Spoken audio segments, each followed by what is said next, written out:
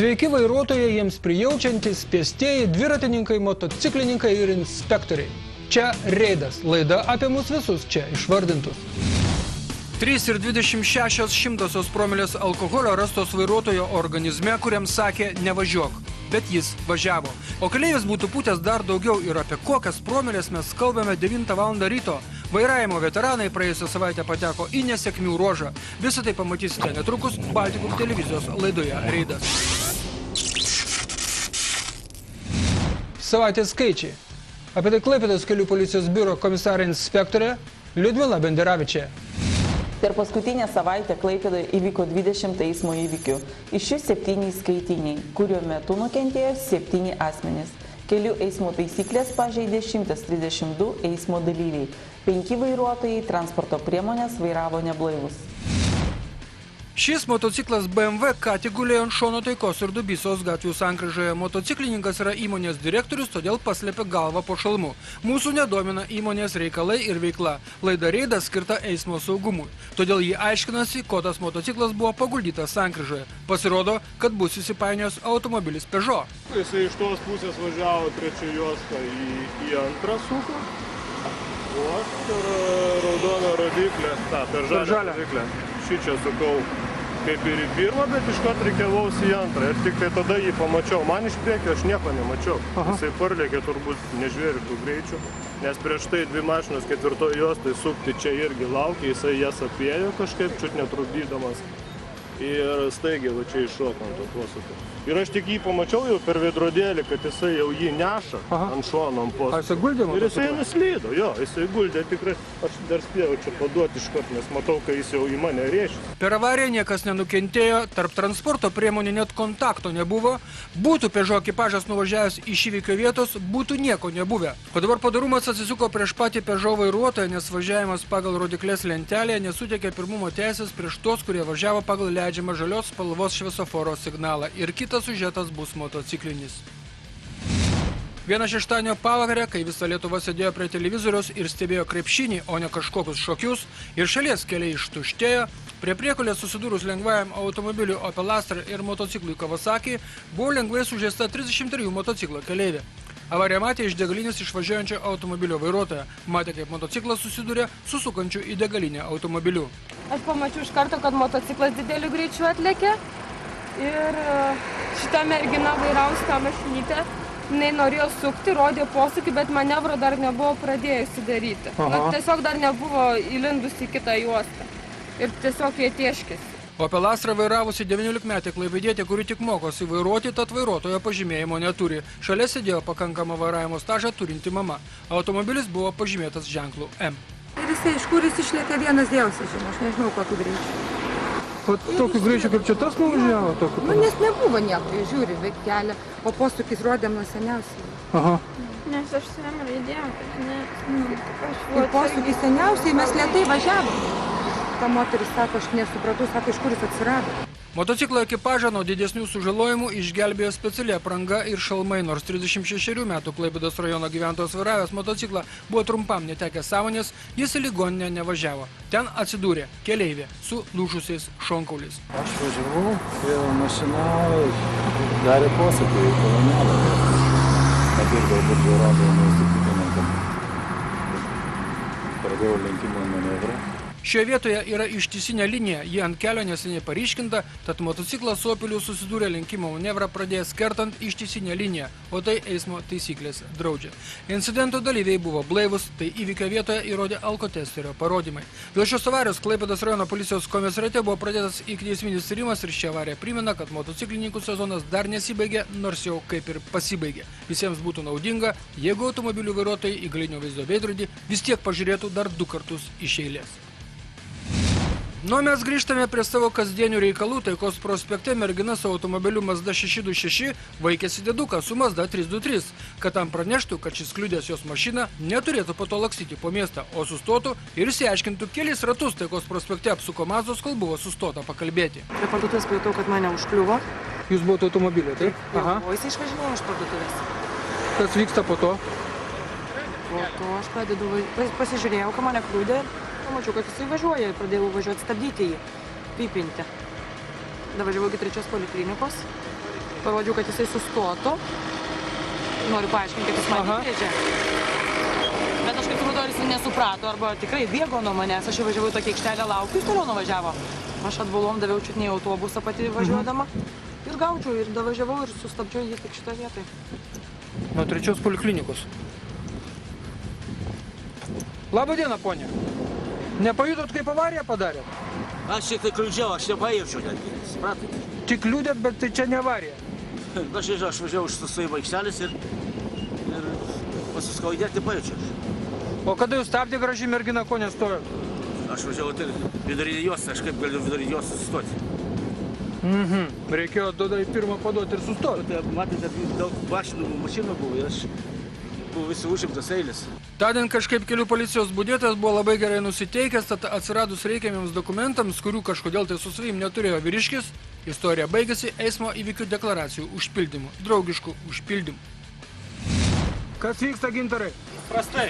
Pėstiesiems Kauno gatvėje pavojinga tiek pėsčiųjų perėjose, tiek už jos ribų. Šį kartą čia buvo partrenktas senukas, bėgęs per gatvę nelysinoje vietoje. Iš tos pusės jis parbėgo. Jis dabėgo iki vidurio gatvės, aš jam pradėjau pėti.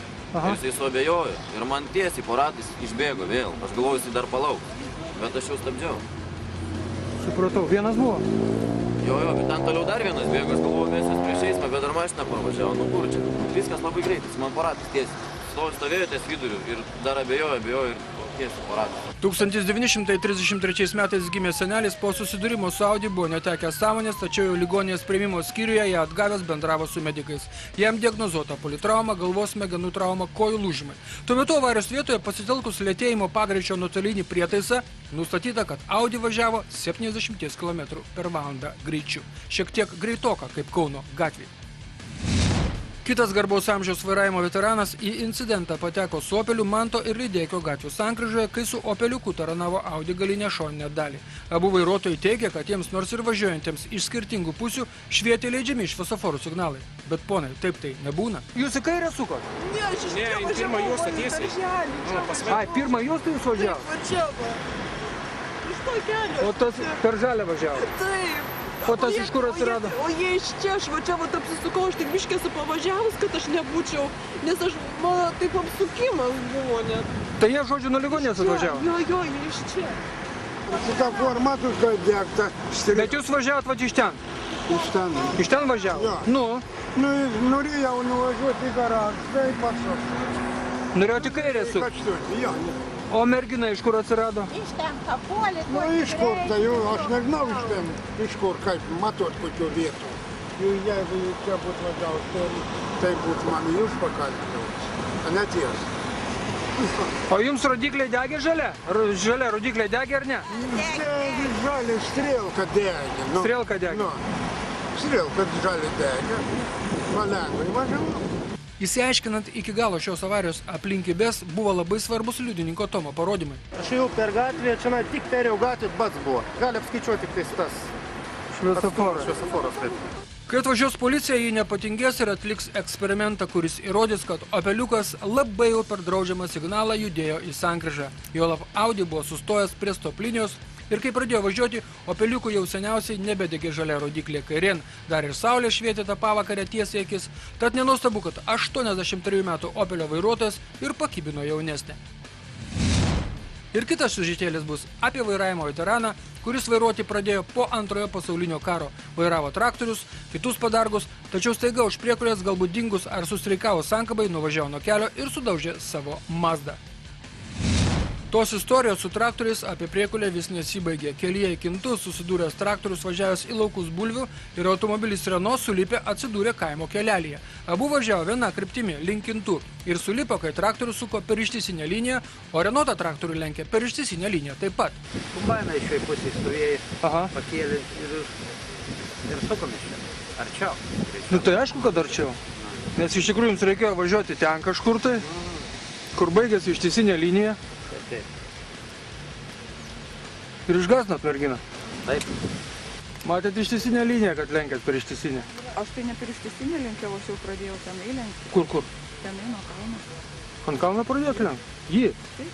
Ir pasivijot? O jo kaip nedegė žibintas posūkio, tai taip ir atsitiko. Primename, kad Lietuva yra žemdirbių kraštas ir čia traktoriai turi tokias pačias teises kaip ir kiti eismo dalyviai. Posūkio rodymas ar nerodymas pirmumo prieš atliekant manevrą nesuteikia. Galiausiai tas posūkis galėjo būti aplipęs mėšlu, bet to švietė saulė ne į pakaušį, o į akis. Tad prieš lenkiant traktorių visus lenkimo veiksmus reikėjo atlikti iki ant asfalto prasidedant ištisiniai linijai. Tai yra lenkti taip, kad visi manevrai būtų baigti iki tos ištisinės linijos pradžios. Aišku, ir traktorius čia negalėjo taip atsipūtęs sukti. Jam ištisinė linija taip pat galiojo, tad kaltė pasidalinta per pusę. Dabar panašus incidentas ir Klaipėdoje. Minios ir Kalnupės gatvių sankryžoje susidūrus dviems automobiliams jų vairuotojai nutarė palaukti kelių policijos budėtojo, kad šis paaiškintų, kas čia atsitiko, o atsitiko čia štai kas, pasakoja Nissan vairuotojas. Važiavau savo juostą, o moteriškė suka į kairę iš pirmos juostos į nepasižiūrėt. Ne iš pirmos. Apsižergus juostą važiavau. Apsižergus juostą. Kai aš važiavau savo juostą, suka. Tik spėjau vairą pasukti, kad išvengti skaudesio susidūrimo. Tai gerai, kad prieš akį nieko nebuvo. Iš pirmos juostos sukot? Ne, iš pirmos. O kaip? Gal aš galėjau ir šaligatvį suktis. Pažiūrėkit, mane net atmetė. Aš jau posūkį buvau, dariau, kaip jis praskrydo. Net mane atmetė atgal, kai jis įtrenkė. Iš kokios pirmos aš galėjau... O tai jisai prieš eismą važiavo, ta prasme viso? Nu, tai kaip išeina?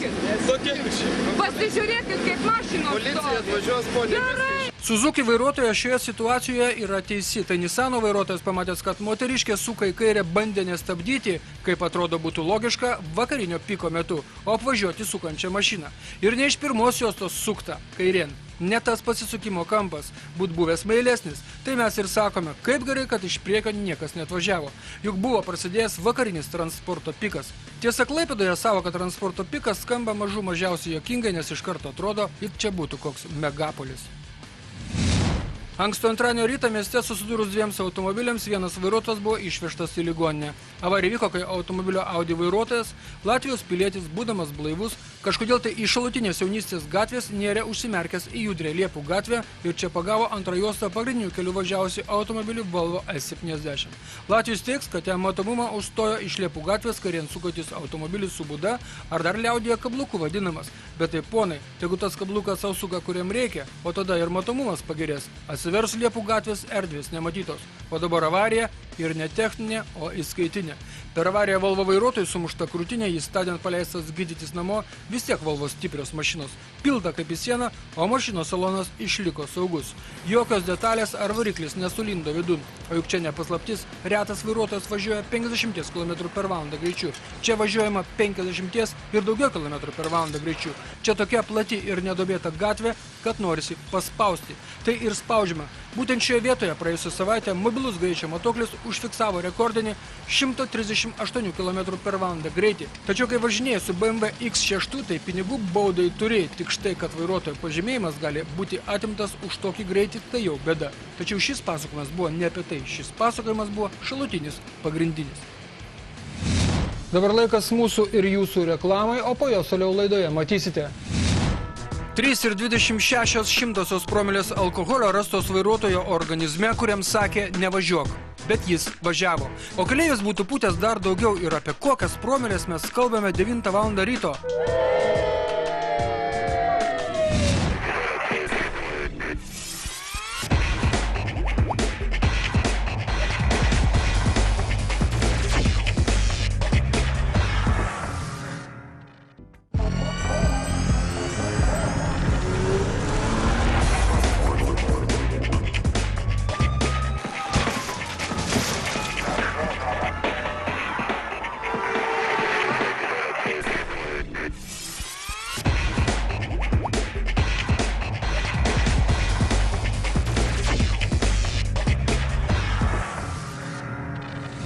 Viliuosi, kad jums reklama neprailgo, tad mes tęsime laidą. Antroji reido dalis.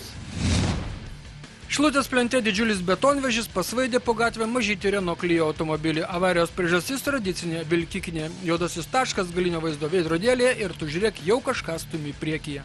Kelintą juostą jūs važiavote? Pirmą juostą?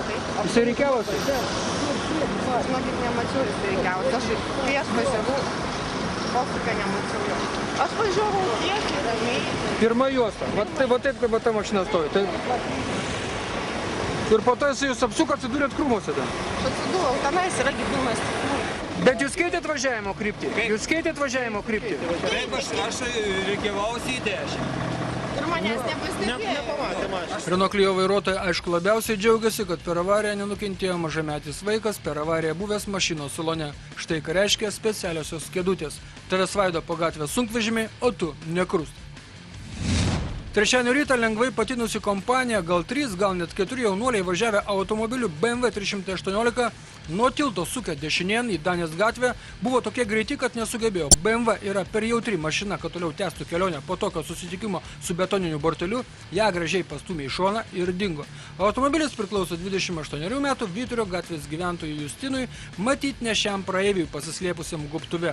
Tas BMW priklauso. Ir čia atsirado gera proga priminti, kad pabėgimas iš avarijos vietos Lietuvoje kainuoja nemenkus pinigus 3-4 tūkstančius litų arba netenkant vairuotojo pažymėjimo 3-5 metams. Kito incidento dalyvis turbūt neketino pabėgti iš avarijos vietos, bet kai tau 79 metai, tai ta reakcija tau neleidžia susivokti, kas atsitiko. Ne tik sustoti laiku, bet ir įsilaikyti ant kelio. Kelyje į Kretingą senolis su nuosavu Audi lengvame posūkyje į kairę nuvažiavo nuo kelio į dešinę ir ant kelkraščio čia partrenkęs vieną iš 2 važiavusių dviratininkų nuvažiavo toliau. Он как-то вильнул именно в этом месте, где был велосипедист, и задел, сбил человека. Вот с этим велосипедом, да? Вот с этим вот там педаль, видно, где он ударил машиной, он прям на столб наехал, этот vairuotojas. Nežinau, sakau, man biški pablizgino saulė ir aš nebegalėjau. Ir nematė dviratininkų? Tikrai nemačiau. Kai tau greitai 80, tačiau vairuoja tik 10 metų, tai gali ir nesuspėti su progresu keliuose. Senolį pasirodo pasivijo žmonės matė įvykį. Aš jaučiau, kad rinkis buvo, kas ten buvo, aš taip ir nesupratau. O kada jūs pavijo žmonės, supratot, kad kažkas yra ne taip? Tai aš jau sustojau, aš jutau, kad kažkas tai rinkis buvo ir aš į pakelį, kai važiavau, dar daugiau pasukau į šoną ir sustojau. Bet toli jūsų reakcija prasta, žinokit, 200 metrų nuvažiavot, nu? Gali būti. 200 metrų. Nežinau, aš to nematavau. Bet tai tu dviratininkų pačių dviratininkų nematėt? Nepastebėjau tikrai. Kiek porą? Va čia. Šitais rodau. Šitais čia. Nu šitais. Apsižiūrėk tą šitais. Tai aš jau nematau. Nu va. Tai ir dviratininko taip nematėt. Laido tik nenutraukit. Mes visi kantrai leidžiamės į gyvenimo pakalnį ir visi norėsime vairuoti, neprisipažindami savo, kad gal jau metas sustoti ir ropštis ant krosnės. Nes yra ne juokas, kai sulauki ko ne 80 metų, o tau iškelia bylą, nes pasirodo dviratininkui tai lūžo kairės kojos kaulas, o kur lūžis, ten ikiteisminis tyrimas. Mes laidoje vis pasidžiaugiamės sąmoningais piliečiais, kurie vis skambina į policiją ir raportuoja apie padėtį keliuose. Šis Mercedeso vairuotojas tokio pranešimo auka. 9 val. Ryto policijai buvo pranešta apie keistai žvejybos uosto rajone kripuliuojantį Mercedesą. Kai policija atrado Mercedesą, jis stovėjo, keleivis miegojo. O šiltas vairuotojas buvo perspėtas nevažiuoti, bet jis nepaklausė. Nuo parduotuvės, kur buvo perspėtas, bandė su Mercedesu dingti kiemais. Policijos akivaizdoje, tačiau buvo sustabdytas. Jau pasakiau žmoniškai, nevažiuoti niekur. Kodėl važiavote? Dėl to, kai žiūrėjau į mašiną, pasivijau į savo kiemą. Negalima jums iš vis vairuoti, suprato? Jūs suprato tą dalyką. Nu dabar tai jau viskas, jo, dabar jau atvažiavom pilnai dabar. Jūs ir bordiūrą atsitrenkėt, aš girdėjau, dar kažką padarėt, pana. Ir dar pareigūnai sakė, jums nevažiuotų, jūs vis tiek važiavot. Nu tai jau gerokai išgėręs esat, aš taip suprantu. Nu tai kas atsitiko su jumis? Visi, daugiau nebevažiuosiu visi. Nebevažiuosit, jau atvažiavo? Aš mašiną pastatydėjau, visi, į kiemą norėjau per mašiną. Nu supratau. O kur gyvenat? Toli gyvenat? Kur gyvenat? Toli gyvenat? Nuo Juodkos. O čia gyvena. Aha. Nu prašom tada pas mane svečius dabar. Pilietis kaip rytui pūstels rekordinės promilės. 326 ponas. Aš žinot, kad draugas pas jūs mėgo automobilį dar? Nefilmuok man. Gerai.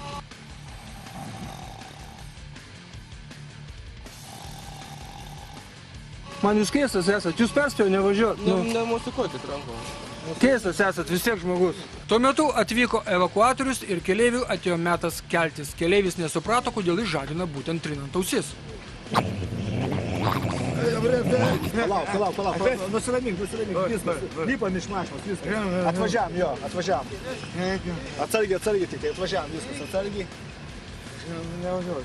Nu, ne, nieks nieko nevažiavo namo, viskas ponas, viskas, atsargiai išlikti. Аккуратный, Ира. O jūs žodį galit partart kokį nors? Нагалите, kalbėti žinot. Kokį nors žodį? Tęsia, kildys. Kreipimas į tautą prieš savivaldybės rinkimus. Galit pasakyti ar ne? Jokinga? Vėliau paaiškės, kodėl vyrai vis dėlto važiavo su mašina, o nėjo pėsčiomis į parduotuvę, nes jie iš tos lietuvių veislės, kurie girti geriau važiuoja, negu vaikšto.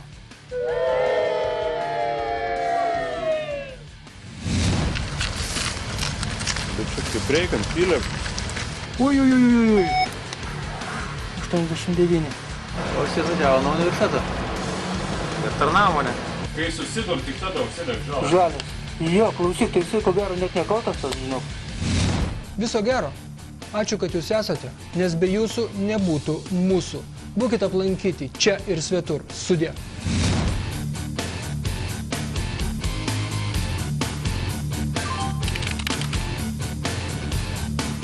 Yeah.